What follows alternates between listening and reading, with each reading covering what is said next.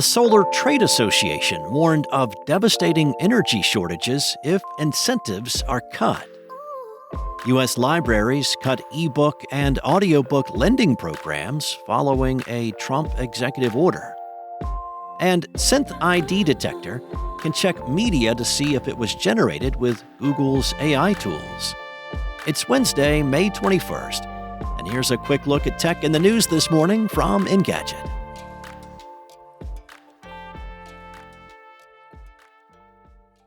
The Solar Energy Industries Association released an assessment of how the budget reconciliation bill currently under review in Congress would have a negative impact on the economy. The legislation cuts incentives around solar power investment and adoption, such as the Section 25D residential tax credit.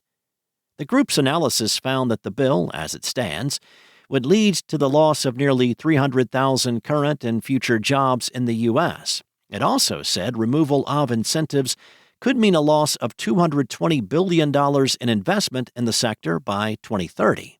It also pointed to a future energy shortage, claiming that solar was on course to be responsible for about 73% of the 206.5 gigawatts of new energy capacity needed in the country by 2030. President and CEO of SEIA, Abigail Ross Hopper, said passing this bill would create a catastrophic energy shortfall, cede AI and tech leadership to China, and damage some of the most vital sectors of the U.S. economy. It's the type of reaction we expect to see when an industry is under threat from federal action. It's also the type of researched data that doesn't seem to have much influence on the current administration, particularly when it comes to the environment and sustainability. In the latest episode of How to Dismantle Public Services in 12 Easy Steps, a Trump executive order targeting libraries has real-world consequences. The Associated Press reported over the weekend that libraries across the country are cutting programs that offer ebooks, audiobooks, and other loan programs. These initiatives exploded in popularity following the pandemic, with over 660 million people globally borrowing them in 2023, a 19% annual increase. The cuts and slashing of grants followed a Trump executive order issued on March 14th, targeting the Institute of Museum and Library Services. His appointee to helm the agency, Keith Sonderling, quickly signaled that he was there to do the president's bidding. He placed the IMLS's entire staff on administrative leave, sent termination notices to most of them, canceled grants and contracts, and fired everyone on the National Museum and Library Services Board. Federal judges have temporarily blocked the administration from further gutting the IMLS, but while lawsuits from 21 states and the American Library Association make their way through the courts, the agency's federal funding remains frozen, and libraries are scrambling to adjust. If you've ever used your library to borrow an ebook or audiobook through an app like Libby or Hoopla, there's a good chance federal funding made that possible. Libraries purchase digital leases for ebooks and audiobooks from publishers, enabling them to lend titles to patrons.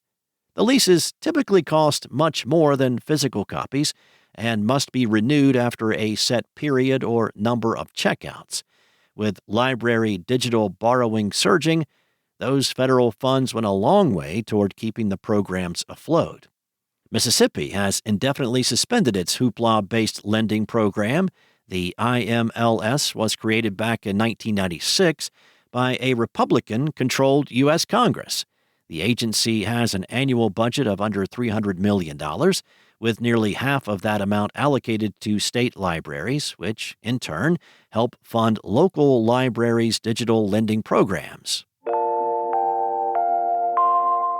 Google originally launched SynthID, its digital watermark for AI-generated content, as a way to detect whether an image was created using the company's Imagen model in 2023. Now at Google I/O 2025, the company is introducing a public-facing tool called SynthID Detector that claims to detect those watermarks in just about anything you upload. SynthID Detector will be available as a web portal where you can upload images, video, audio, and text to be scanned. Once uploaded, SynthID Detector Google claims that the portal can tell you whether your upload contains AI-generated material and even highlight specific portions of the content most likely to be watermarked. For audio, the tool is supposed to be able to identify a specific portion of a track that contains the watermark too. SynthID was designed to mark content from Google's models, but Google hopes other companies will adopt the watermark for their own AI output.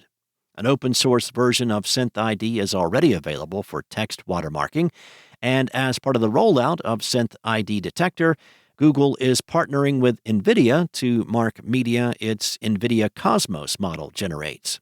SynthID Detector will not be the only tool that can spot Google's watermark either. The company says Get Real Security will also be able to verify if media contains SynthID. Considering the sheer number of ways Google hopes people will use AI to create images, video, text, and audio, from the audio overviews in Notebook LM to short films made with its new Flow tool, it makes sense that it would offer a way to know if any of those things are real.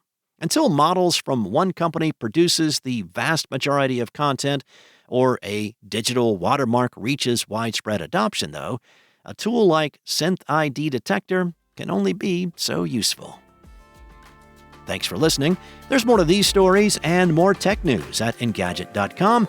This episode featured journalism from Anna Washenko, Will Shanklin, and Ian Carlos Campbell, and was voiced and produced from the sound studios of Spoken Layer by me, Steve White.